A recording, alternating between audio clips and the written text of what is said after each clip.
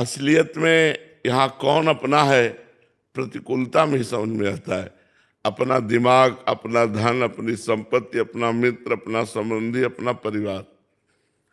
जब मनुष्य अनाथ हो जाता है अंदर से, तब नाथ अनाथन हित समर्थ मोहन श्री राधा, फिर सारी बागडोर प्रिया प्रीतम उसके हाथ की ले लेते हैं, लाओ मैं संभाल रहे हूं। पर अनाथ हुए बिना नहीं। अगर कोई है आपका तो अभी बात नहीं, कोई नहीं।